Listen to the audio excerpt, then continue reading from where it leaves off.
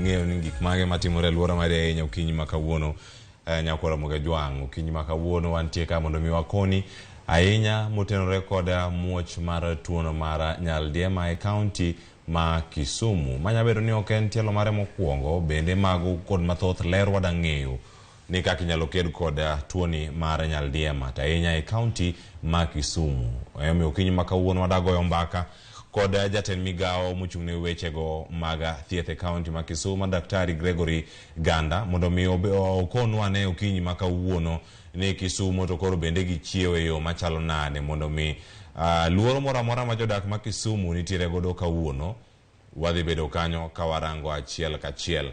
Okinyi ma kawuono watura achiel kachiel kod Daktari Gregory Ganda. Daktari Gregory Ganda oyawre kendo machiegni okinyi ma kawuono e chenro mar rupiny wadagoyo mbaka tuo mar Nyaldiema omuoche kaunti ma Kisumu. Omako gwenge machalo nade, magi gik moko ma ponono wada ng'eyo okinyi ma kawuono ka iloso kod Ramogi TV. Machiegni. Erokamano, nyinga Dr. Gregory Ganda, ane motelo wach mag thieth Kisumu ka. Oyo ni waziri mar health mar Kisumu. To nowacho ni wan gi cholera outbreak mano chako tarik 18 dwe mokalo ni. To nochako gi case man noa oko. To case no notho. To bang' mano waneno ka the first case mar Kisumu. The first case mano waneno mar cholera noa oko. Mano ne en tarik 13. To tarik 18 no yudo first case man local. To chakre kanyo nyaka sani wase confirm cases 8 mag cholera. 7 mag cholera. To gimilongo ni suspected cases sama in gi outbreak, sama ineno gi cases bedo mang'eny, ok itim confirmation of all the cases. Ng'at mora mora ma chalo ni nyalo bedo gi cholera tithiedho. Kore got milongo ni suspected cases so far wasebedo gi cases 52 mobedo treated. To sani most of the cases are Nyalenda A gi Nyalenda B, especially Nyalenda A. To waseneno suspected cases from quite far, mostly in Kisumu East, Kisumu Central. Kisumu East asewacho Nyalenda, Kanyakwar, Capital, Mamboleo. To Kisumu Central waseneno Nyalenda gi Kapute. Koro wan gi treatment centers mag cholera sani, wan gi cases abich mane ward no atimo discharge cases 2. To out of all these cases wase lose one case ma no kwatimo confirmation a laboratory test, but case ni ne chal ne cholera to en mzee mano Wathurego mano ne Friday. Nyoro no wan gi case 2, achiel mano Achiga ma sani bedo treated yudo thieth Kisumu County Referral Hospital. Koro sani ka cases bedo ga mang'eny, nwachako gi treatment center achiel to ne en Kisumu County Referral Hospital. To ka waneno ga cases bedo mang'eny, watimo gik milongo ni activation of the emergency operation center. Wan gi center ma deal gi emergencies kaka cholera kata accidents. Koro wa activate every morning, wan gi bura ko gi evening. To waseko luongo partners wa UNICEF, West Kenya, Red Cross, SWAP, World Health Organization mosebiro piny konyo wa deal gi cases gi. Koro sani wa set up centers 2, wa set up center Nyalenja Health Center, waseketo kitanda, to wasetero madekteche kanyo gi nurses. To wan gi second epicenter Kotunga Health Center, wasetero kitanda. To wan gi third spare place man Gita. Koro mago ema wananchi nyalo bedo thieth, yudo thieth ka gin gi shida mar cholera ni. To gini chakore kaka diep. Inyalo bedo ki vomit, ing'ok, to idiewo. To diewo ni sometimes en diep mar pi. En just watery diarrhea. Kien gi diarrhea ma non-stop, kata at least 2 times in a day, nikech inyalo bedo gi mild case kata severe case. Koro mild cases nyalo bedo gi diarrhea once or twice ma pipi kata vomiting. To ka en severe inyalo bedo gi diewo ma non-stop mok chung. Koro mano nyaka ibed admitted e hospital. Koro mild cases amwa thiedho e epicenters Nyalenda gi gi kotunga. But severe cases sometimes inyalo diewo nyaka pi orum kuomi, inyalo bedo kata gi renal failure, to inyalo kata tho. Koro severe cases wan gi ambulance matero gi Kisumu County Referral Hospital, waketo center kanyo mar thiedho ji man gi cholera. Erokamano ahinya. Adani Action points ma watimo sani, ing'e ni cholera en gima iluongo ni fecal-oral transmitted disease, en tuo ma cho maduong', feces. Koro sani ka wan gi koth mang'eny, to ing'e ni those areas, kama slum areas, most of those choche go collapse ka, to gipong' e pi. To pigni dhi what could contaminate water sources mag ji. Koro all these water sources bedo contaminated. Koro kiluoko vegetables, gitiyo gi pigno, fruits, kata kimodho pigno tinyalo yudo cholera to it transmit. Daktari, so it's very transmissible from person to person. Kimoso ji ko kiluok lweti and all that kind of thing. Kama daktari adani imaki gikanyo. Na kwa mondi maki gikanyo mondi ler na oganda edhie yo makara nyaka isekono nyaka kuonde ma itime thieth machalo kamae. Te county ma Kisumu, gwenge maponono ibedo kata ka iseluongo kata gwenge mantiere kuonde mag thieth. Iwacho kata nitiere gwenge go Nyalenda, nitiere kata gwenge go Makapuothe, nitiere Nyalenda mantiere Kisumu East, nitiere Nyalenda mantiere Kisumu Central, nitiere kata Kanyakwar, kirango kata gwenge ma Wathorego, Gita. Ino ka gin kuonde moko manyalo bedo ponono ni gin gwenge moko ma yuto ji ni piny. Jomoko nyalo wacho kata ni gin moko ma thoth gintie kata slums kata kuonde machalo kamagi. Ponono bedo margi kuonde moko ma oganda obete yo mang'eny. Nyalo medo thuolo mar gamo tuo mar kolera ni. Koso en ang'o ma mede ahinya kata ponono ni omuoch to nyalo landore mokalo kama uparo nyalo chope. Asewacho ni cholera en git miluongo ni fecal-oral transmitted, feces to mouth. Koro hygiene ema gima duong' kabisa. To sama ji chokore, nitie funeral, ji chiemo mang'eny, gi share pi, gik makamano nyalo keto cholera. Kama idhi chiemo to kiluok lweti maber, to onge pi mag luoko lwet, mago gik manyalo transmit cholera. To ing'e ni ji wuotho, ng'ato wa Nyalenda to dhi visit ng'at moro kamoro kendo, to onyalo kawo disease no to tero to the other place. Koro the most important thing en hygiene.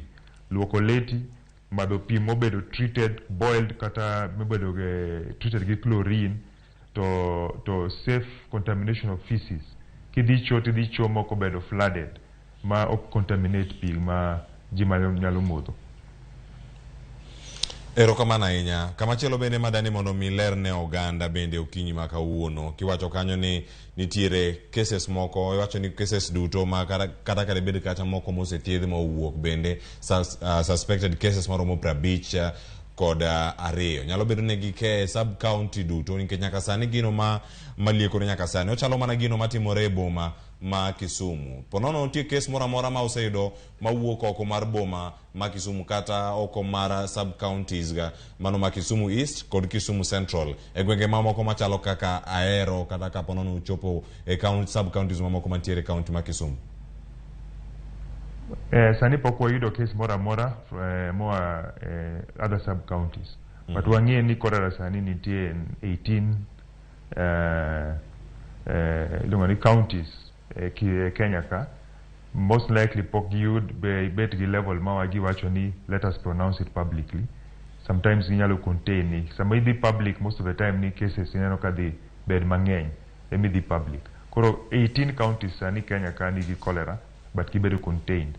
Maro maneno ni dhi maracho, dhi a little bit fast. Ema wacho ni wadhi public so that warn ji.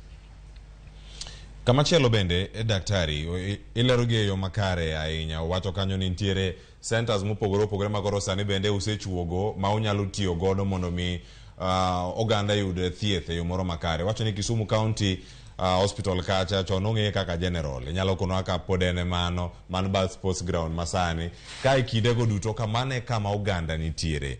Inyalo mana keto nwa e ler. Ni en ang'o manyalo miyo ni nyaka kolera muoj kata tuo mar nyaldiema muoji e kaka uchak loso centers machalo kamago mantiere gwenge miwacho kaka Magita, idhi kacha gwenge Manyalenda, kata kuonde mantiere gigi. En ang'o mirito nyaka tuo muoji ok nyal los gi mondi kata kapok one ranyisi moro amora ni tuo ma kamagi nyalo wuok?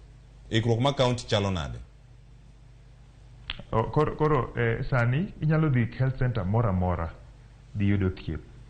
To watimoga gimiluongo ni cholera treatment center. Sami gi cholera okijua ni di obed treated gibed thieth kuma ng'eny nikech inyalo contaminate patients modonje ward. Koro irango kama cases ng'eny, kama iluongo ni epicenter, the biggest number of cases emiketo center kanyo. To center no iketo tents gi kitanda. Koro kitanda go bedo ga mobile. Wan gi special cholera bed. Koro gibedo ga isto. Koro kama epicenter, kama cases ng'eny saidi ema set up. Ok set up before. Nikech gini nyalo chakore kamora mora, anywhere. Nyalo chakore Ahero, nyalo chako Nyakach, anywhere. Kata hotel, ngeni last time niwinjo ni Nairobi, then gi a very big outbreak. You know the hotel, Chiemo. It's a very big hotel. To bang mano, there was an outbreak. Jumangeni no yudo cholera. Koro cholera can actually start in anywhere. Koro iketa kuma cases ngeni. They make set up the center. To centers makamagi. All hospitals are always prepared. Ningi isolation place. Maka gimora mora otimre to convert that place into the isolation for those kind of treatments. Kiwacho ni kuonde gi maga isolation daktari, gin kuonde moko ma osebedo mana kaka ilaro ngi osebedo subtende machalo kamagi. To koro cholera management center kata kuonde manyalo bedo kacha ni thiedho kata iketo gi tenge. Gin magi nikech kata kirango higa mar 2015 mano ponono kata ne pok bede migao machalo kamano nitiere muoch mar cholera e county ma Kisumu. Centers ma kamagi ne nitiere moket mana tenge koso wang' ne koka koro wacho ni oyo wagol gi kata subtende mantiere to waket gi kendgi mondo mi gichung' kar kendgi kendo gikonyo oganda ma ponono osegamo tuo ni mar nyaldiema. Yeah, no wan gi cholera treatment centers Kisumu long time. No wan gi cholera treatment center paro ni airport. To one gi cholera treatment center Gita. But tinde with the time he changed strategy.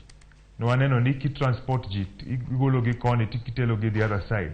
So you do a lot of contamination. Igolo contamination kumachiel titero to another place.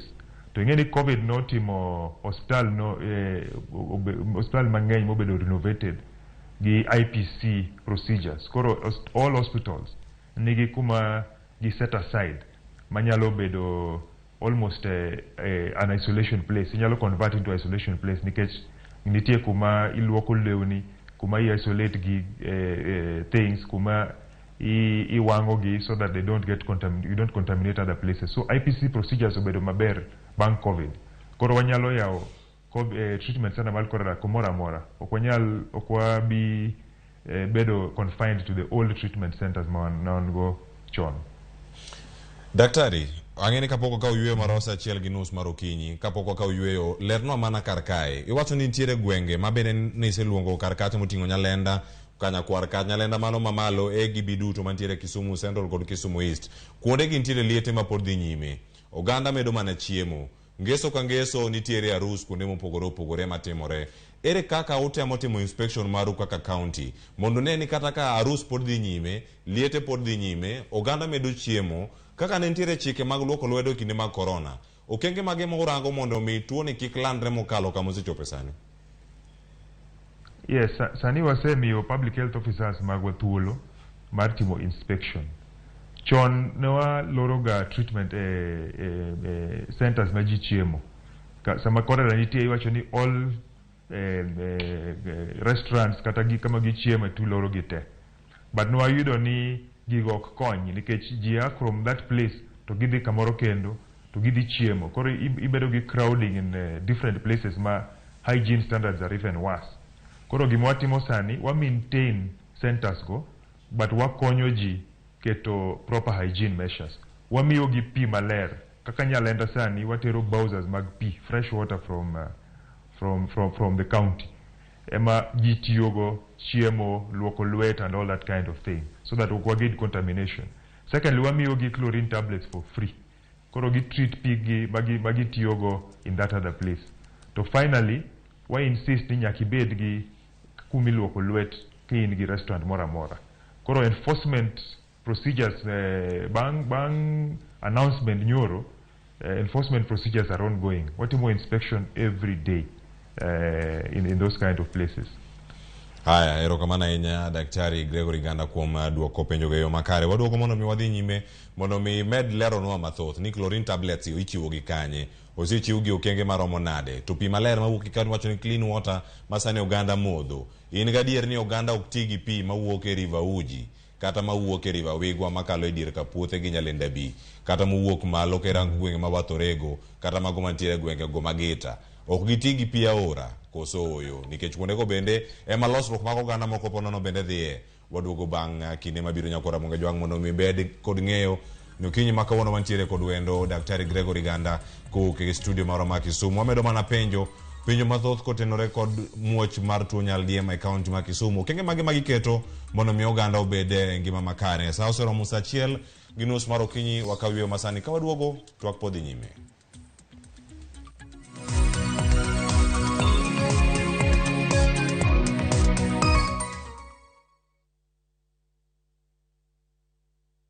Welcome to cooking competition. You have 15 minutes to finish the challenge. Your time starts now. Wow! Mama natumia raha premium ngano. Daddy, unga yako ni gani?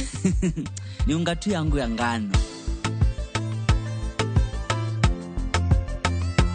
Daddy chapo zako zinakaa aje? Akini za kiajabu ajabu. The mom ni nyami nyami and soft. Now you know. Kwa chapati nyororo laini na tamu, tumia unga wa Raha Premium ngano. Nyomok ngano mar Raha Premium kawuono e duka machiegni kodi.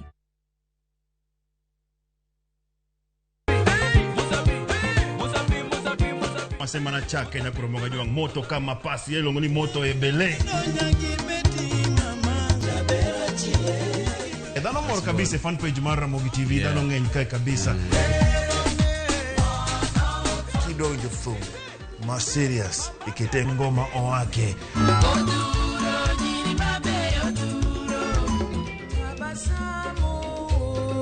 Under the pressure, yeah, Kete manaka kod Papa Vic. Ngoma wake wuok tich nyaka tich abich saparo dhiambo nyaka sapar gariyo.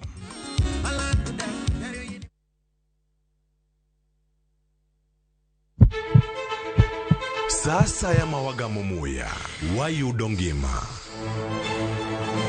Sasa ya mawayudo rieko wareso ngima ng'ato. Dr. Satiriosus onego beni lorore, foramen oval onego beni lorore. Penj laktar kelo ng'eyo matut, gero oganda gi puonj mok inyal yudo kumora mora mag weche thieth. Diwacho ni gima koyud chon, tinyalo thiedhe ma ng'ato chang chuth. Kabisa. Or ote machuok gi penjo moluwore gi weche thieth. Tudri kodwa e nambani. Kata inyalo ywa tole nambani. Riwri kod Ruth Otieno wuok tich nyaka tich abich sa 12 odhiambo mana e Ramogi TV.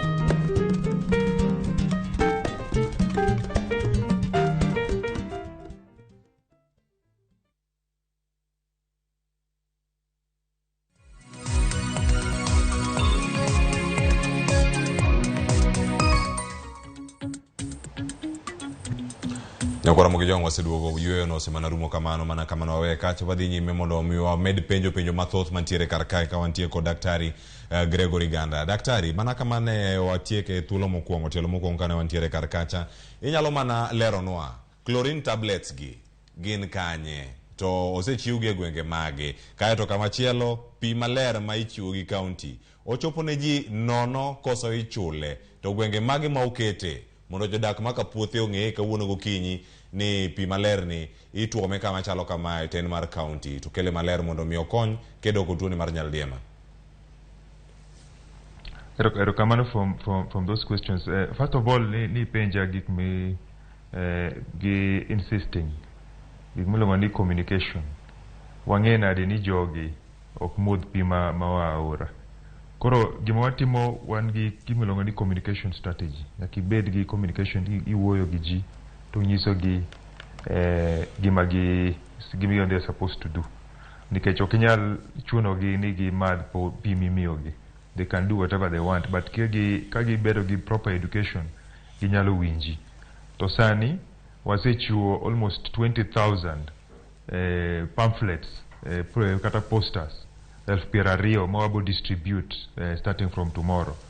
To mar luoko lwetgi gin posters 10,000 to mag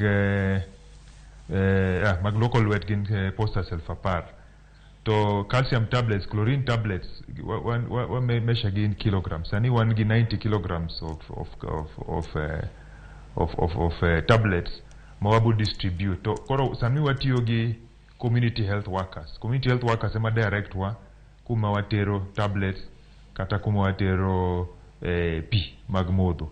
Nikech one gi jerrycans almost 1,000 to 10 liter buckets one gi almost 1,000. To people who need jo need gi nikech inanyo wido ni ji onge jerrycan mar tiyogo. To hand washing soaps waseketo cartons 30 mwabo distribute especially to those who are poor, jog milongo ni indigent. To sani Bowser pokwa identify one particular spot ma Bowser bo chunge. Sani wadhi kuma community health workers kata community health assistants direct wa. Koro begin bagi organize the community ni Bowser bo biro sadi gi sadi to Bowser di to that particular place chiwo pigno to pigno and no okwa charge for that water so far. Erokamano ahinya. To sani bende penjo ma pod medo mana donjo kar kae ni oganda kamora mora magintiere iwacho ga ni thuolo mora mora kata ka utimo lalruok maru kod jogo machwalo thieth kata chenro mag thieth e county kata mag community health workers bende un gi nyalo mar ng'eyo jogo madwaro gi hie ywak osebedo ka donjo ga e kinde mathoth kata kipogo gigo kuonde ma masira mag macho chope kata masira mag pi oula ka koro ywero ji oganda nyalo chako wacho kanyo ni oyo gino mane warito okochopo kare kata gino mane wadwaro okochopo nikech jok ma oyudo gin jogo mano nego bed ni yudogi pi machalo kamae kachielo koda ka yadhno mar lero pi mondo pi obede yo makare. Ere kaka uneno ni ochopo ne jogo hie jogo madwaro kony maka mano jogo manie opara manyime manyalo yudo tuoni mar nyaldiema? Koro wan gi toll free line, wan gi telephone number minyalo gocho anytime. En mane? No, okichul gi mora mora. Koro kin gi problem to ko yudi tidwa complain kata kidwa penjo inyalo gocho toll free number mar Kisumu. Abo nyisi na toll number no 080 0720 575. Ano kendo inyalo nuo kendo 80 072 0575. Koro kata kionge pesa e simu tigoyo namba no en toll free. Information mora kumintie ibo yudo e toll free number. To ka ng'at ma okawo simu ok nyal miyi the results gibo gocho ni gi duoko nikech sometimes inyalo bedo gi penj matek ma ng'at ma kawo simu ok nyal duoko. Koro kosetimo consultation to gocho ni to it is toll free, okichul gi mora. Aya, erokamano. Nitie kama chalo bende ko wacho utiyo kod migepe mopogore mondo migino chope yo makare. Oganda mondo bed kod ng'eyo. Kinde mane corona midhusi mar corona nomuoch kende county ma Kisumu nitie kuonde moko mano wach ni oyo gwenge gi onego bed ni warango e yo moro makare. Nitie otese moko maponono ne utiyo godo kata ne ubire ute fwambo mondo mi ulos go ganda ni onego bed ni gitimo mae gi mae magi moko onego bed ni gitimo e wechego mag public education bende utimo ng'eyo makare ere kaka uyudo sir mondo ganda obed kod ng'eyo ni tuo mar nyaldiema ni ranyisi mage meke gin mage tinyalo yude yo machalo nade inyalo ritori e yo mane bende ponono ubago kata chenro mag TWAK kod jopiny mondo mi upuonjgi mano kokalo kuom jochwal thieth mantiere kor gwenge. Wan gi risk communication strategy ma wasechiwo ing'eni ne public announcement almost 2 days ago and we declare ni gini is an emergency ka Kisumu to wabodhi oko koro wasetimo kata WHO osebook sports mag radio gi mag TV koro for the next 2 weeks wabobedo radio gi TV gi experts nitie gimiluongo ni communication experts ku public health officers magwa ji mobedo trained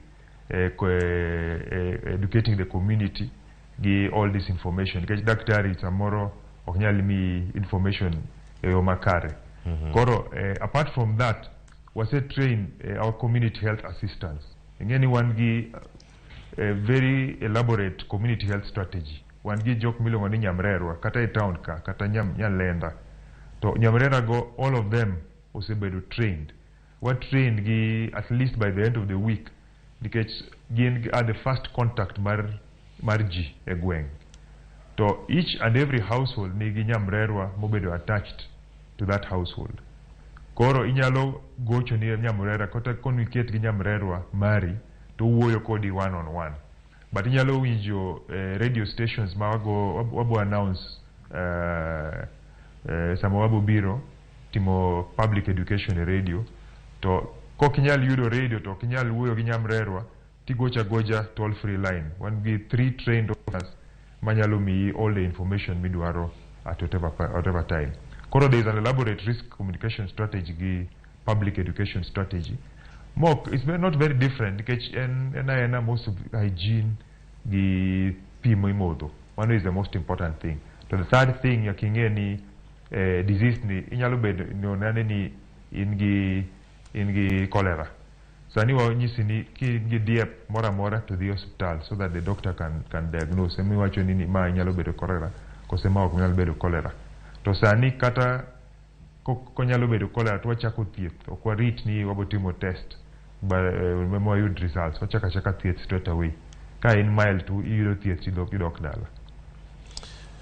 Iwacho ni kidegi duto en mana mar bero ngima japiny kata gino ma japiny rito ahinya kacha e yo makare. Jopiny wamiyo thuolo kinyi makawuono mondo mi wayawnu lainde wa mag simu. Iwuoko daktari Gregory Ganda jatend migawo mar thieth e kaunti ma Kisumu mondo mi konwa pach. Ken gi penjo moro amora e kaunti ma Kisumu jadak e kaunti ma Kisumu mi wapacho kinyi makawuono nyalo oro ote mar SMS wa na 3:600 ka ote mabende medo oro kar kangwe do thuolo mondo mi wasom gi achiel kachiel ka wadhi mana nyime. Ka sani pod wantiere ka kod daktari wadhi mana nyime kod chenro mondo mi wabed kod ng'eyo ni gik mage ma inyalo tim mondo mi ober chenro gi duto. Daktari Gregory Ganda manyalo bedo ni ponono en mabor kod migawo ma ichung'ne to chiegni kode e yo ni mar itiyo kod gino mawuok e kambino mondo mi ngima bende obed makare. Mano kambino mar Kiwasko e kaunti ma Kisumu mano ka ochung'ne rango nyaka weche gi maga sewer line kachiel koda kamagi mag drainage. Inyalo bedo kata ni timo ge yo machalo nade kata ka gin magi ma neno ni pi maler ochopo ne ng'ato ka ng'ato e udi. Magi penjo moko mosebedo kata ka ilieko kod jogo moko e kaunti ma Kisumu bende pi ma oganda modho ma koro ichwalo kuonde duto gi Kiwasko bende en moro ma oganda nyalo bedo ni rito kata nyalo bedo kod geno ni oler kini nyalo ti kode ni mar ntiere kuonde moko ma kuonde me gwenge mongore kata gwenge ma yuto ji ni piny ma bende isewacho ni kacha mago e kuonde ma kolera ni kata Nyaldiema bende ne omuoche kaunti ma Kisumu kale ka ntiere sewer line mamuoch iloso gi kinde madwarore kik ginywandre gi pi ma oganda tiyo godo kosoyo chal mar sewer line kata sewage mantiere kacha kaunti ma Kisumu ochalo nade ka rango lweny ma uketo mar tieko tuo mar Nyaldiema.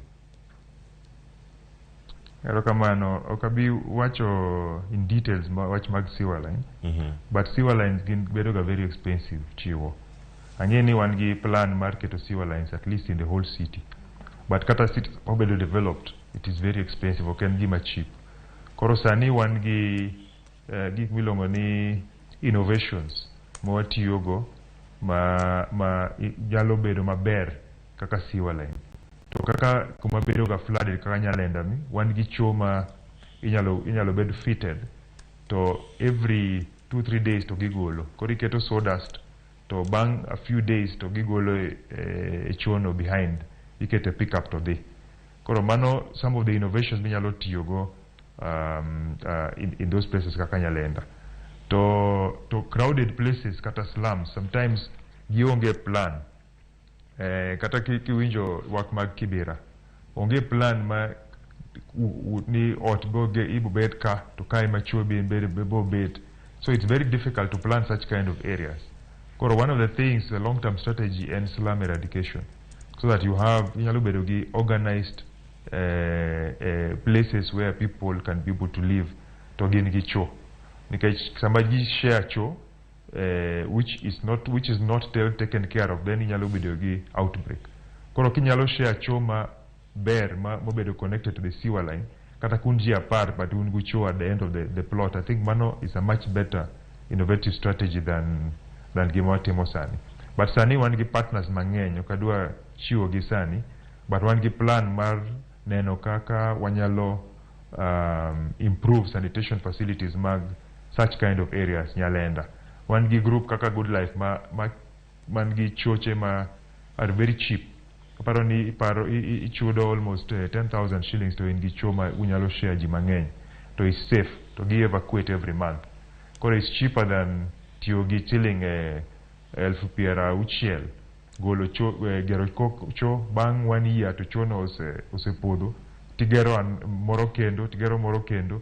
It is better nyalo bedo gi one ma every month chula maybe 1,000 to gi evacuate all this cho for you. Agonero kamana inya Daktari Gregory Ganda penjo pod thoth ka irango weche go bende mag kuonde ute mag losruok kata chope mopogore ginto gintiere kuonde mage anyuola maonge godo gitiyo ga gi ang'o mana moko bende nyalo bedo losore mana e bungu losore e genga ora koso gintiere kuonde mage wadarango gi okinyi makawuono to mokwongo wasoma ne ote mantiere kar ka muok e mbui mago mag Facebook achiel koda ka SMS line wa koro waketo gi sana achiel kachiel mondo wayuda ne penjo moro amora mantiere godo ne Daktari Mano Gregory Ganda jatend migawo mag weche mag thieth e kaunti ma Kisumu e kinde ma koro tuo Nyaldiema omuoche kaunti ma Kisumu to sinjo gwenge go mabende koro omuoche to koro ka omuoch kamano ere kaka oganda yudo resruok biro wuok kanye ote chalo kamae nyaka sani mago ote mawuok e Facebook kacha brother Akuku George mar Thimlicho Inga Migori County oluoch penyna daktari waziri ni to en kaka jatend migawo en okang' mane ma en okao ka kuom bedo ni thoth ute thieth ma Kisumu ok chiw yedhe e osiptal ka osethiedhi to iori kao yath oko. Mar ariyo ni be osefwenyo ni thoth chemistry mago kuonde mag nyiewo yedhe ni owacho ni miore ji mondo dhi onyiewe yedhe go gin mag lakteche. Dipo ni yedhe magi uso e chemistry gi gole e suptende mano bende nyalo mana lero nwa bang' kang' wasekao ote mamoko mantiere daktari ageno ni ndike kumoro kata kamano ang' wanunige mano ote mowuok kuom brother Akuku George mar Thimlicho Inga Migori. Aya kamachielo Kevo Wuod Ombei if miss wacho ni nyis Dr. Ganda ni they should start gi jakom mar Kiwasco wacho ni ma ok tim tije kaka dwarore. Wacho ni the kind of water ma ringo e tap wacho ni en contaminated olil kendo mane kako wache kanyo contaminated kendo en moro molil wacho kanyo ni very dirty mano bende ang'ikonwa kanyo ni ochalo nade wacho no kidamulo weche mag Kiwasco kata weche mag drainage gi sewer line mano koro penjo wuok kuom janeno ang' iduoke ane kanyo kang'in gi thuolo ka waduogo. Ote machielo mantiere kar kae wakili Ani Nyoremo wacho ni good morning Cleophas, the only way minyalo deal kod Nyaldiema ni is through standard hygiene kata keto ler e yo makare. Oganda onego bed ni rito ler e yo madwarore kendo ka giluoko lwetgi gi sabun kod pi maringo. Running water en pi moro miolo ok pi moro ma okete besen to iluoko lweti. Owache kar kanyo omedo mana chiwo yore minyalo ked kod tuoni mar Nyaldiema. Kamachielo kanyo ayude ote machielo Cornel Odero Konelo Dero wacho na de karkae ko wacho ni Nyaldiema ochopo Kisumu nikech weche mag sewer line ok beyo. Bende magawa matindo ei Kisumu onge kod choche. Kidwaro konyruok madundo tinyisi ni ero lengri bathe kanyo. Jo Kisumu ero wacho ni mana lengri bathe kanyo, mane magawa matindo mane boma Kisumu gionge kod chope. Konelo Dero oro ote ne kanyo. Ote machielo mantiere Toma Molo wacho ni these people are just sleeping, jininda ninda. Pima wuoke tap dum kendo lil pile.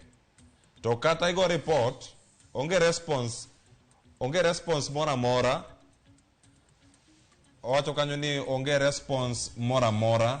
Owacho ni ubi upim pi ma Nyalenda sani winje kaka olil bil to kaliech. Ero mano tie kara kanyo. Claire Wuor aya wacho kanyo ni Claire aya oluoch waketuru lamo ne nyithin skul masira mar apaya thoth ruoth opar Kenya. Erokamano ahinya Claire Wuor. Ote mari ni Sharon Ong'ao rango TWAK machalo kamae odiochieng' ma kawuono. Daktari ote gi odonjo kawuono kendo ote ma iyudo nyaka sani nitie mano mowuok kuom wakili Ani Nyauremo, nitiere mar Konelo Dero. Pimno mane minyalo chako go kata mar uso yedhe mag osiptal e chemist mopogore opogore. Okinyi ma kawuono kiro thuolo kata mar loso kod oganda kamora mora magintiere. Inyalo kono gi ang'o magi penjo mag jogo mane no akowuok e counties mamoko, moko bende ne wakawuok e county ma Kisumu. Daktari. Okay, rokamana awinjo penj go. Abo chako gi mag yedhe. Sani no watimo distribution mag yedhe e level 2 gi level 3. But level 4 facilities kaka Ramogi kata Ahero nigi pesa magni ginyiewo yath kendgi. Shida ma wan go sani en bang timo milongo ni rejuvenation of the primary health centers. Ningeni ni wafwenyo ni ji mang'eny to because of other diseases kaka stroke. Kirango the third cause of death in Kisumu around 3-4 years ago named stroke. To no achako program ni ji mang'eny, of course HIV is number 1, but kaji to stroke, the answer is not keto ICUs mang'eny. The answer is nyakirang ni shida ni akanye. Shida mar stroke aga ni pressure gi sukari. Koro no achako program milongo ni non-communicable disease program so that we would gigi very early. So mano achako in 2018 no aneno ga almost for every 100,000 cases no aneno ga 800 cases mag sukari. To sani wan gi almost 1,900. Mano wacho ni waneno 3 times more gibedo mang'eny didek jomag gi sukari nikech watimo early screening. To pressure waneno 5,000 cases per 100,000 to waneno ga 1,500 cases per 100,000. Mano ding'wen. Koro cases mo waneno mag pressure gi sukari obedo mang'eny didek kata ding'wen. Sani watimo screening mar sickle cell. Chon no ayudo ji ma sickle cell sama gin gi problem, gin gi par. Sama ibedo admitted a ward yonge remo ema wayudo ni ng'ani gi sickle cell. Sani watimo newborn screening mar sickle cell. Ng'at mora monyuol Jaramogi kata county hospitals madongo mar Waka watimo screening mar newborn. Koro sani wayudo ni wan gi sickle cell cases mang'eny saidi. To kiseyudo case nyakithiedh case no.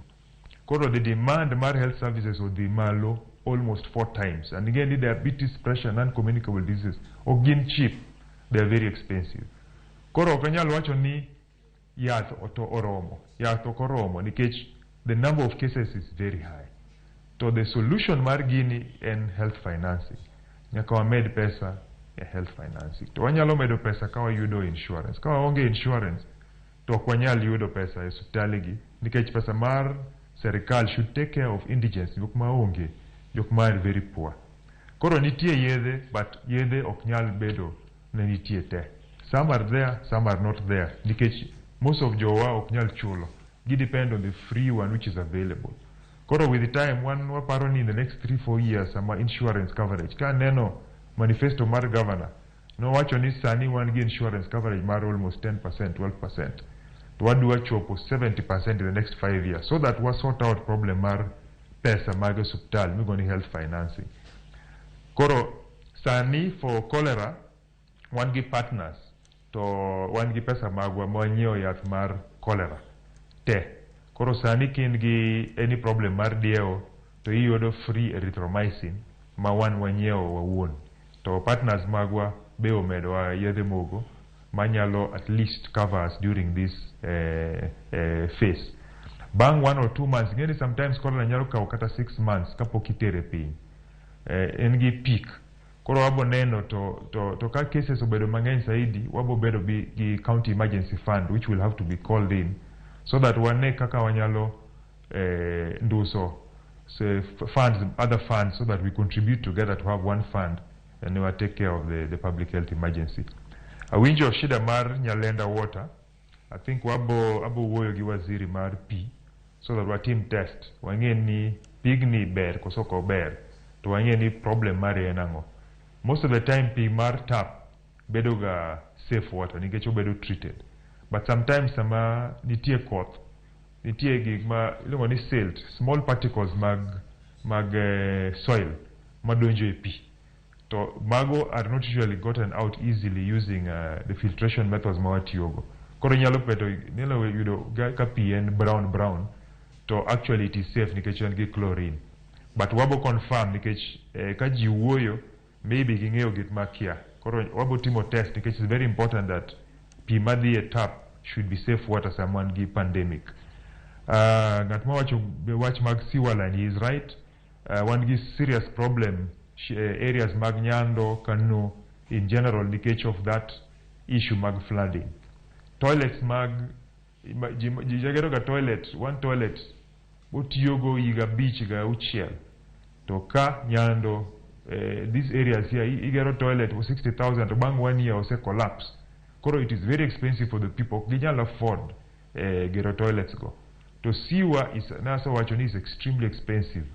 Okay, giminyalo timo gi county money. Duaro almost $1 billion goro sewer lines Kisumu manyalo supply these areas. To sewer line again is not free. Kawase kete to ingeni we must maintain it. Koro it is not a cheap thing. Okinyal wacho ni wabo keto sewer line next year. Mano is a long-term plan. Maybe in the next 10-15 years is why we should have enough sewer lines. Somewhat more town planning, get town expansion. I've agreed gi standard hygiene measures ma ngato wacho aparo ni mano wacho gi kare. Aparo ni mago questions momia. So finally akawuo gi wach mag health workers. Nikech health workers kata community health workers are very important. To one value joge nikech wase neno asinyisi kaka watimo revolution non-communicable diseases. Diseases ma ok spread but gain kanyo. Nikech sani almost half the cases of death gain from non-communicable diseases or not from communicable diseases kaka diaoni. Koro wamiyo gi as much attention as they deserve. Erokamano. Erokamano nya daktari gana die achiel kende kama okiyudo thuolo mar duoko mar Cornel Odero ma okwacho kanyo ni kidwaro konyruok ka intiere hotel matindo tindo mantiere e boma ma Nairobi ya boma ma Kisumu ikoni kanyo ni wuoga oko kanyo lengri bathe kanyo mondo mi ikonyri. Owacho kanyo ni mane achiel kuom gigo manyalo bedo kanyo ni thiro kedo kata gigo moketo mondo mi ukedo ko tuo ni mar Nyaldiema. Bende useka okenge mora mag loro otende gi mantiere mondo mi ineni adieri gintiere gi kuonde losruok kata chope magi nyalo konyore kata kuombe kastambege nyalo chope kacha. No wacho ni sama no wuoyo tinde okwa ero ga loro nikech ki loro tiketo I make the problem worse. Koro wabo support jogi. Watimo supportive supervision. Wa support so that ibed gi standards maler. Koro kokinyal bedo gi standards emo loro that place. So standards are not very difficult to achieve nikech pimag logo, clean water, keto gi chlorine. To ngeni cho tinde inyalo yudo gi cho which is built in a day. man iluongo ni disposable toilet miketo to sami ji osedicho tigolo at the end of the evening gi joma bedo trained to evacuate that toilet. To wan gi partners mang'eny. Koro wabutak chako timo inspections gi public health officers, at least re-inspection. Nikech jogi ng'eni after a while to ji lengore, people relax. To ng'eni they must leave. So sometimes gi relax, but sometimes wabedo matek so that things are straight. Kaka wan gi cholera sani. So ibo neno a few times we will close some facilities just in the near future. Nyalo bedo ni urito near future no mondo chope ko kuloto gana moko dhi bedo ni hinyore motelo ne near future no. Ponono ka gidhi chopo kanyo kinde mabiro gin jogo madwaro resruok kinde masani. En ngo mirito nyaka kinde mabiro mondo gik makamago bito. Ko wacho ni usupport gi yo machalo nade. So wacho kanyo ni jogo ma nyalo bedo kata ni miyo uchope moko manya bedo ni igolo dhiambo tidhi tero ko machielo chaki duoko gi ukinyi. Mano mana yo achiel kende. Jogo ma onge kod chope makamagi. Ukonyo gi yo machalo nade mondo migrit ler mar aluora mondo miyo othira landruok mar tuoni. Sometimes yani county of nyalo bedo gi pesa mag solve all the problems. Sometimes obu loro goes places. And neno public health officers wa mano de Nyalenda magi identify problem places, mass treatment of water. Kunitie so many interventions magi temo ma okanyal fwenyo gi sani, okanyal list gi sani gi magi temo in the communities. But they are on the ground sani. Haya, erokamana enya kwa Ramogi Jwang podo ntiere kaya koda daktari Gregory Ganda mano jaten migawo mochung'ne weche go mag thieth e county ma Kisumu medo mana nono weche mathoth mantiere kar kae kanyaka sani penyo mantie mago mag jodak e county ma Kisumu ere kaka ginyalo daka e kinde makare mano maginene adieri giyudo chenro ma opogore mag thieth e kidieny makoro donje sanya kwa Ramogi Jwang dakika 25 mabiro mondo mi walerni kendo wakoni gik mathoth mosebedo kacha katimore penjo makoro bende osebedo kae ka odonjo e Facebook mara Ramogi TV nitiere mano ma bende koro wada mana yudo achiel kaeto machielo bende ang'wa yudi e thuolo machielo ma penjo mawuok kuom George Woods nitiere kod penjo ne kanyo ko wacho kanyo ne amor kuom neno seminario kanyo TWAK habit achiel ma ok mora jo Kisumu ok ti gi drainage system e yo maber takataka jiwito e yo ma ok owinjore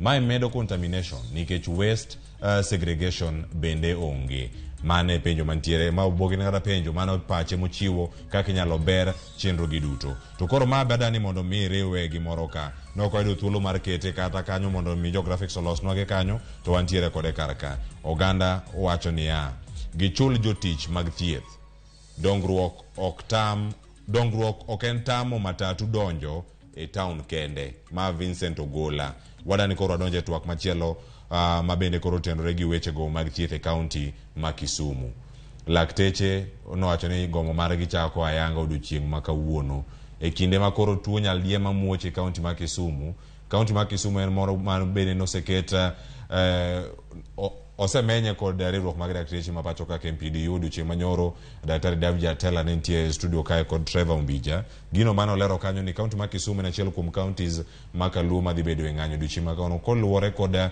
deko chudo mag jochiw thieth adier mar wach ni kanye tuo muoch dakteche gomo ng'anyo nitiere oganda ochom kanye resruok biro wuok kure. Erokamano kuom penjno. Yes, no one gi strike notice. Ngeni wang'eyo ni Kenya te nitie gi shida mar pesa. To Kisumu County en one of the counties ma no yudo pesa late. Pesa mano ayudo ne en pesa mar December. Aparo ni governor no wacho maler ni pesa mar December emo chulo go February salaries gi loan mano an go. Koro no wachulo chula January gi February salaries. To ineno ni en December allocation emo chulo go February. Nikech that means ni pok wayudo pesa mag January to pok wayudo pesa mag February. Sama governor no wuoyo on Monday no wasendiko agreement gi dakteche. The governor no meet kod dakteche last week. Nikech no wase wuoyo kodgi to sama wuoyo kodgi waneno ka wakwa rom kamoro. To nagochone Governor ohero health workers. Sama nagochone to wacho ne ni wakomo. Mano ne en sa achiel gotieno. ogocho na wacho ni inwa na bisani wawuo kodgi. Ana wacho ni we rit nyaka Tuesday ma waromgi. Koro Tuesday no create time to no wabet kodgi. Mo wawuoyo.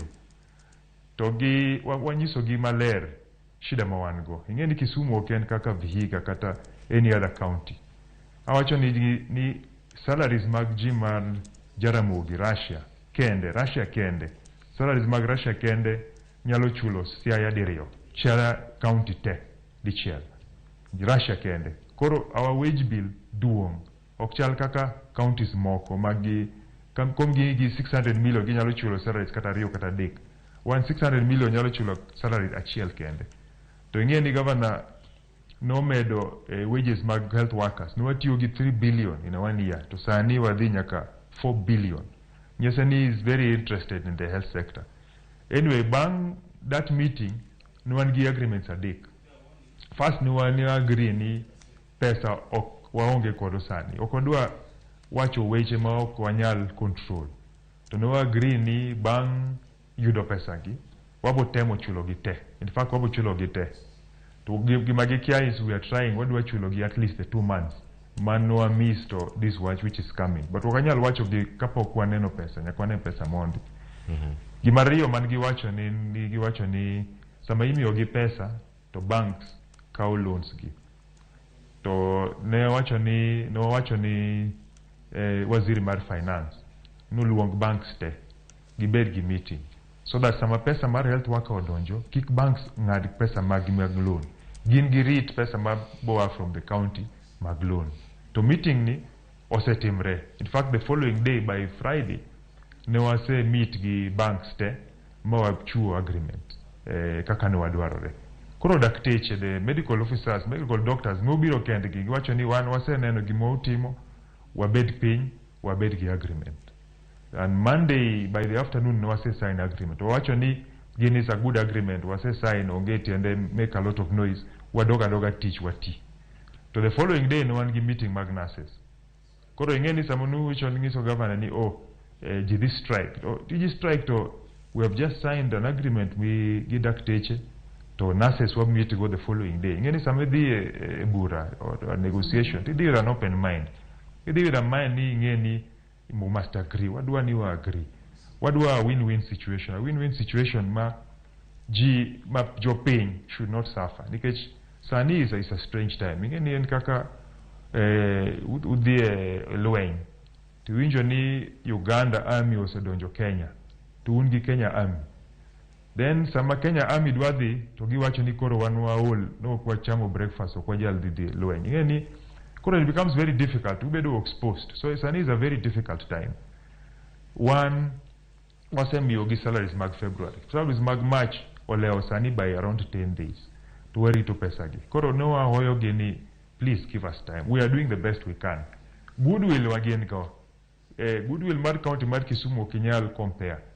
Onge ngat mayacho ni sani wasetimo promotions te man shida mango nen promotions. In fact, nitie jimadwa from other counties biro Kisumu nikech promotion. One daktari marwa ma piny saidi except the ones manwa hire recently. Gin jo group P. One the other places where consultants gin jo group M. Koro kata we are not the best but what tionde. Wamedo salaries, watimo promotions, one give meetings called everyone now and then, what try and make sure that everything is going on right in health. Wamedo pesa mag health sectors. Kata hiring of health sectors workers. Onge any other hiring go on for the last 3 years except health workers. Of course, chief officers gi administrators. Mago is usually every 3 or so years. But health workers, Emakatero Gigo cabinet ibedo approved immediately. Koro, we have a lot of love for health workers. Governor of health in general. So we get almost anything that we want in health. But there are problems, sometimes in Gishida. In Gishida, which is beyond you. Tidwani debate jijoge tu. Ingani kawono and kamai and this is how we can solve things. Koro wa hoyogi. We are still pleading with them. Let them look at things in a different way. One gi outbreaks and angeni gingeo what means an outbreak is. When there's an outbreak, to all these patients mawa Jaramogi or they will be crowded in another hospital. Mano already straight away will start having hygiene problems. So it's a difficult time. We will still plead with them to listen. But I think from the government side, apparently watemondi, ongegi ma pokwatimo. One agreement katasani mar nigi doctors which is already signed. Nurses makoro actually they will lay down their tools. Waboneno kaka kawuono body. We'll see if we can reallocate them, the ones mabodong, so that kikwabetgi wabo alleviate the severity of the symptoms mawango at this place. To ngat mo actually okwachulga salaries. No achulga salaries always on time. To one gi agreement with bank. Some salaries delay to bank gimioji pesa. This is the first time since devolution my counties obeyed of 4 months without money. 4 months. Nyakirand ini won kakyo kinyal run your house with 1 month salary to run it for 3 months. How can county do it? One what you give pesa mar December to say the nyaka 2 months. So in 1 month salary, how will you be able to manage 3 months if the county if you yourself can't? Ngeni wachani nyani aoni kundule. The same problem I go making y'all manage several months give one salary is the same problem the county has. Koro tema you try to make the best out of the situation. Kamano. Erokamano. Erokamano nya daktari. Mana kama ilero karakanyo kakoro sanwa lose weche mag ng'anyo. Ng'anyo ni terebo ni koro duchiege osechopo. Ka okayo duchieng ma kawuono iwacho ni ero nurses bede koro ntiere karaka. Counties mamoko ero makaluwo ero kawuono to ng'anyo ni onge. Gima gisetimo kata kodok ni wage bill mar Kisumu County ni malo. En ang'o munyalo kopo kuom counties gi munyalo konyo un bende uchule jogi jochiw thieth mondo gin bende giwe ng'anyo ka jok mamoko nikech koro county ma Kisumu ka e chunya gwenge ma Nyanza duto tene makoro telo kacha ka joge ji mathoth biro Kisumu kacha mondo miyud thieth ka koro gine mapoko chulgi chenro mag thieth kadhi biro kacha ni yudo ng'ikruok makae gi kacha ang'o ma usomo from county mowuok machalo ma Homa Bay mano ma Migori ma Siaya kata kodok ni wage bill margi nyalo bedo ni piny utimo gi yo machalo nade manyalo kelo lokruok e sekta mar thieth ahinya e county ma Kisumu kata ka gikaola umbo kukaw koso ola ni be koro jo Kisumu ok udware koso udak nade Kisumu. Yeah, nase wacho ni salaries mag Kisumu ngeni jipogore kata yin anyalo mi salary with the same person to yin tinu remember Mercedes to the same person ma you do the same salary koni and gi piki tikiani this person man gi piki and gi tenda reo mama nenoto to she's paying school fees to yin yonge school fees koro every county ningi problems mage onge gima county mora motimo other counties timo ma Kisumu oko timo all other counties kaw loan to one be wakaw loan salaries mag January ne wachulo gi loan that is why they got their January salaries ok ne wachulo gi pesa ma wayudo koro sama pesa biro the first thing maya kitin nyakichul loan no to kisa chul loan emi koro ichulo jogi to pesa mano wariyo wayudo almost 600 million salary wage mar Kisumu is 400 million koro kin gi 600 million okinyal tiyo 2 salaries ka salary achiel en 400 million Siaya no yudo almost 600 million budget mar human resource the whole county in 200 million was it 300 million koro gen gi nyalo chulo 2 salaries without any problem to banks Kenya Commercial Bank mwakao ema the same bank majogi gen gi loan agreements and all the loan agreements gen 1 month kata 2 months koro gimwatimo sani kata mano is one of the agreements one gi bedo gi governor ni nyaka wa extend na one gi agreement mar 1 month mar salary sani nyaka wa extend nikech times are different 1 month okromwa nyaka wabed gi agreement gi bank ni inyalo miyowa kata 2 months kata 3 months to okinyal governor okinyal beda ni koro abod nyiso bank omiwa 2 months or 3 months of salary nikech mano is a decision has to go to the assembly nikech en loan some we call loan nitie interest to my is public money okinyal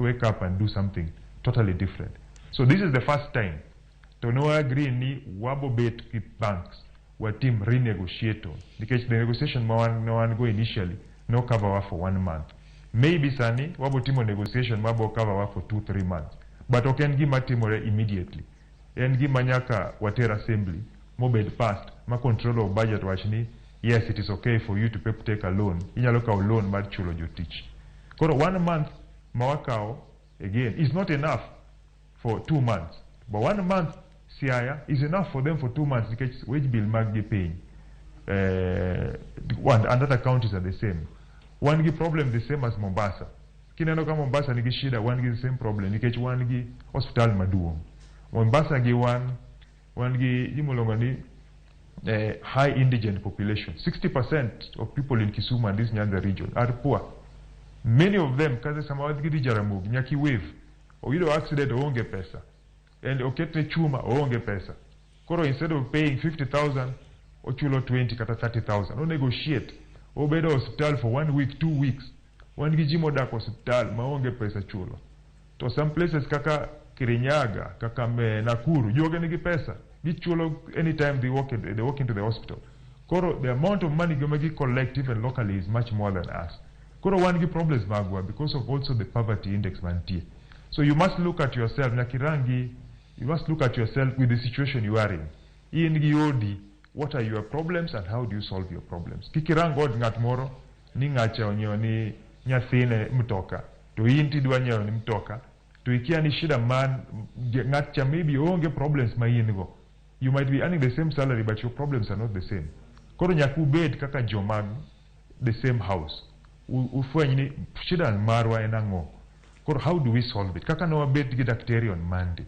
magwa agree yes waneno mashida magi understand magi sign ni wabo yudo pesa wasama uyudo pesa wa Nairobi mano is how people solve others okawach ni gi joma richo angeni sometimes they are under a lot of pressure and so far kata nurses the unions say behave in imalungo ni a lot of maturity ngoni I think the word has slipped my mind gi a lot of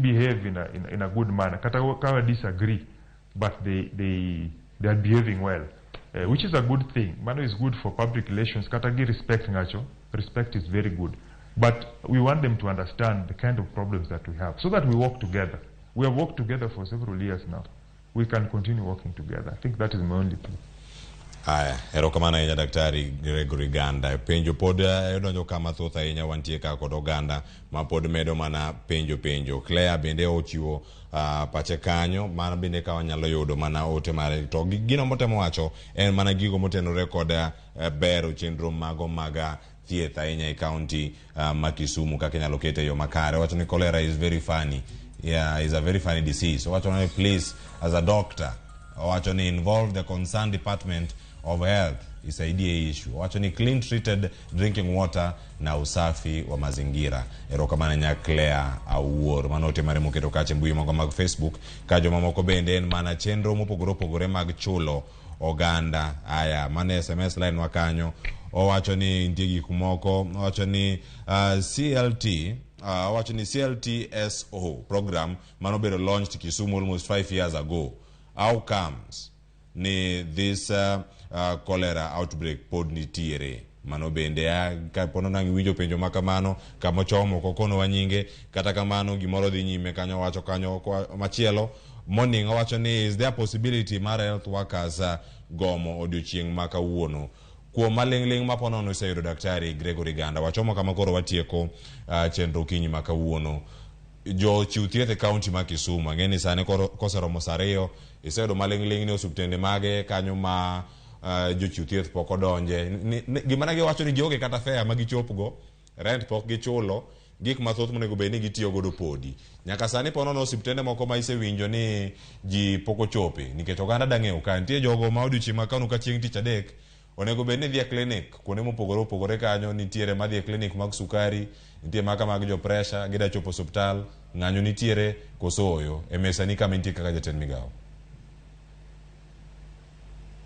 erokamano kabiduoko gite but abo wacho ni ingeni sani kata dakteche wan gi dakteche 60 matiyo Nairobi sani Kenyatta National Hospital mogo nitie Moi Referral Hospital to every day gidhi tich wan gi joma modhi school nurses matimo ICU in different parts of Kenya gin gidhi teach every day. Koro how comes jomani Nairobi mapoko yudo salary nikech wachulogi gin gi pesa mar transport mar dhi nyaka teach. Pok waneno joma Kenyatta wacho ni 169 doctors from Kisumu County poko chulwa koro ok wadi teach. Kata Moi Referral Hospital poko chulwa ok wadi teach. Gidhi teach gite. Sani gin Kenyatta kata Moi Referral ibo yudo joma on county Kisumu County government payroll ma oyudo only 1 month salary gidhi teach. Kora aparo ni it is just pressure gidwa chuo so that the national government oneni the most important thing in prioritization of devolution. Shida maduong ok en counties, shida maduong en pesa. Pesa ok chiu e counties. Counties yudo pesa last, and this is the chronic problem. Ki yudo pesa bang 3 or 4 months every time, 2 months, 3 months, 2 months, 3 months. Okinyal bedo gi efficient operations. Kata ki form ana winjo gimolo ni Health Service Commission, it is the same thing. Kata kin gi Health Service Commission, to kimio Health Service Commission pesa, okinyal chulo salaries. Pesa makonchu ema salaries ichulo. So let the national government solve the problems magwa. Ichul every month. Erokamano. Iwacho ni kini montiere sani Uganda medore kendo Uganda nyalo bedo kata mana katimo gik mopogore opogore. Iwacho ni sani gima watimo sani en mana mar neno ni chenro mag thieth adieri ochopo e yo moro makare. Wantiere kodi kachiel nyakora Ramogi Jwang mondo mi konwa ni gik mage madhi nyime. Zion Boy mano koro wachomo kama koro watieko wada mana kawo wach mogik kuom daktari Ganda to sani wacho ni Zion Boy wacho ni TWAK ler ngima en mwandu. Losnwauru wach thieth makare e counties wa duto. Erokamano ahinya. Matino Duor bende ntiere TWAK owacho no yudo chenro e yo makare. Kama chielo bende ntiere wechego mag jatend migao mowacho kar kae ma bende wamedo mana keto e mbui ka wantiere kacha achiel kachiel. Sani daktari Gregory Ganda watieko TWAK okinyi ma kawuono. Ang'eni unya bedo gi romo mora mora kata gi jochiw thieth kachiel koda ka jogo mantiere ruoge mopogore opogore odiochieng' ma kawuono mondo gik moko odoge e yo makare. Ng'anyo e yo kende ma dakteche nyalo tiyo godo. In bende in kaka daktari e kinde ka ne pok idonjo kata e migao ne intiere kacha wasedo ote mag puoch gi pak mopogore opogore kar kae kowuok kuom jogo ma bende isebedo kacha ka usekonyo subtende mano kinde mantie kacha. Nitie moro ka moro ote wacho ni Odumo Joash wacho ni congratulations daktari, amor neni, is such a great doctor. Wacho ni operated my mom in 2018 kata kama Nyasaye nokawe higa mar 2020 ka entiere St. Jaras county no ma Kisumu. Kiwinjo ote machalo kamagi, daktari en ng'ama ikawo kaka Nyasaye mar ariyo. Nyasaye mar ariyo ne waromo kod daktari ka mochung'ne KMPDU jalup jagoro maduong' mano ne wan gi daktari Dennis Miskela. Nowacho ni Nyasaye mar ariyo ni onge fare, Nyasaye mar ariyo ni onge rent, Nyasaye mar ariyo ni onge kata school fee mochul ne nyithindgi. Ang'e maber ni bende ine wuoche ni kaka daktari. Miwa ne chal mar wach no odiochieng' ma kawuono kadhi nyime. Ng'anyo mag lakteche, muoch mar tuo mar Nyaldiema e kaunti ma Kisumu, oganda obed gi ikruok machalo nade e thuolo ma ng'anyo koro rakore kod muoch mar tuo Nyaldiema.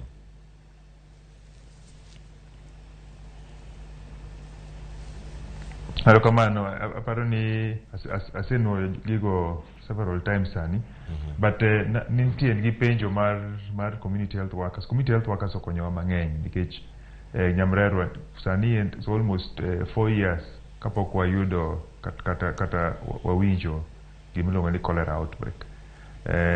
But sometimes gige timore, sometimes ibedo gi contamination once and you are back to square one.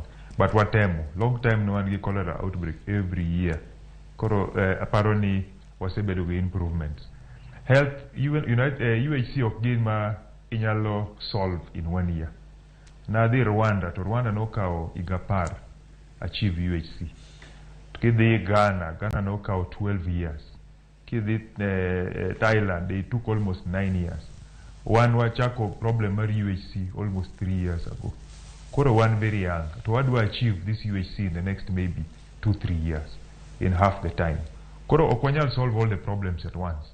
But wanyalo wacho ni wakawo steps. Where are we? No one kanye to one kanye sani. Nyimena no tho sama ginyuol. How many were they? To sani wasechopo kamano. Koro it's a journey. What this step by step. To wasenano improvements mang'eny. Improvements are so many. And daktari mana dear to one of the health workers who is affected and kata salary mara and pokayudo to an gi problem at the UK next week to I get pesa and I'm in the same problem I all alone so that I travel and I go and represent Kisumu County government so that we use pesa manyalo konyo wa development nikech waneno ka pesa mag serikal wan gi a lot of problems jakwarango oko we spend a lot of time trying to get more money for the county koro okwanyal wacho ni we solve all the problems kata ni wase solve all the problems we have them but we are dealing with them one by one sani Cote d'Ivoire Nigeria ji mang'eny osebiro Kisumu neno kaka Kisumu run the healthcare systems one of the best healthcare systems kata primary healthcare systems in this country and that is why ngat mora wacho Kisumu gimitimo maber maji kwedho you cannot be attacked if you're not doing anything ko kitim gimoro to onge ngat manyalo wacho gimoro amora kuomi but samitimo gik mang'eny maji wacho gik mang'eny kuomi so we have done a lot of improvements to one kata recently in one Liberia we better recognized the whole of Kenya in Kisumu presentations mano team on how primary healthcare is working. So we are the only digitized community health system. One give the best nutrition indicators. One give stunting. Jitendo ma occurred chiemo morongo. One give very big problems. We are reduced by half. So we have made several steps. We have problems. We appreciate we have problems, but we are on the path to improvement. So bang 3 years, this is what we have given ourselves. Bang 3 years, what do I know? Revolutionize the health system at Kisumu, so that we actually achieve UHC in the next 5 years. Oksani, in the next 5 years. So one give steps, one step after the other. Kisomo manifesto mar governor no ndiko maber kabisa. The steps mwabokao in the next 5 years, so that by the time governor walk term marebang igabich, to waboneno ni osechopo kumo no adwa achieve UHC. Nikech problem mar UHC negi chako gingilu during the old Samakiba kenentie, and at the same time Rwanda no chako. Rwanda osechopo UHC gengi insurance coverage mar 96%, one Kisumu ka 115%. Kamano daktari kawateko. Same bill mano adwa chuo nyang nyongo gi ngilu dwa chiwo at that time of Kibaki is the same one wa Kenya Kwanza dwa keto sani. Kamano. Which Uhuru started. Ilongo ni insurance based financing system. Koro anyalo wacho mang'eny, but one we are on the path to improvement. And more and now we teacher and surgeon gynecologist kasimo operations mag cancer. To believe na tech na work wacho ni I think one gear bigger vision for these people of ours. Anyalo bete clinic marathon but a lost person mang'eny sabisa, but okabi konyo ji mang'eny abo konyo jomobiro to atimo operation nege, but I want to help more people. That is why one wadonjo serikal mar governor sama no luongo wacho ni wabo konye to waseneno steps to waneno mbele. I think the future is bright. Katako you know all these problems, you know the newspaper cuttings, I don't know what. And kaka ngat modonjo jikon. To rango jikon to work ni jikon no rach kabisa onge kata kiberit. To korango fridge mopong chiemo, okoneno microwave, okoneno gas mopong. Nena ni daktari watieko. To dwa wacho ni ka kibirito rumo kama is the worst kitchen. Okinyal gauge a place by using one thing. There's always something wrong. Kata disani there will be always one mistake somewhere. You cannot gauge a health system using one indicator. Kata gima chiel ni onge at sickle cell, so the whole health system is bad. No. What ango indicators? In totality, what did you aim to achieve? To gig me are you on the path to Anki Sumo next time Kabiro studio abu worry about indicators ma say improve over the last 5 years. Koro wadilo sotulo wadhi loso thuolo mondo mi waluongi koro e kinde mabiro daktari. Sani koro thuolo ma wawang'wa awano ni koro wagoni manero kamano kuom yo thuolo matoko dere Ramogi TV okinyi ma kawuono wageno ni weche dhi dok makare kaunti ma Kisumu kirango chenro mopogore opogore mag thieth e kaunti ma Kisumu. Nyakwa Ramogi jwang' mano ne jatend migawo mochung'ne weche mag thieth e kaunti ma Kisumu. Sa osekalo dakika 20 kod aboro tok sa ariyo mar okinyi. Chenro en mar rupiny okinyi ma kawuono. Lendo ma kamagi ne biro ni achiel kachiel kawuok buore Nairobi kama yude lendo ma kamagi achiel kachiel. Abedo katayo chenro kan kodi janeno mar Ramogi TV agoni erokamano. Chenro mabiro en mar tedo gi chiemo kikelo kanyo kod nyawadwa Jael Lieta. Anyiga Cleophas Oluoch wuod Kisumu kanyakwar ma okeo nyaka sango alore gi kanyo. Luok lweti tigicho Nyaldiema muche kaunti ma Kisumu. Bed godo chieng' makare.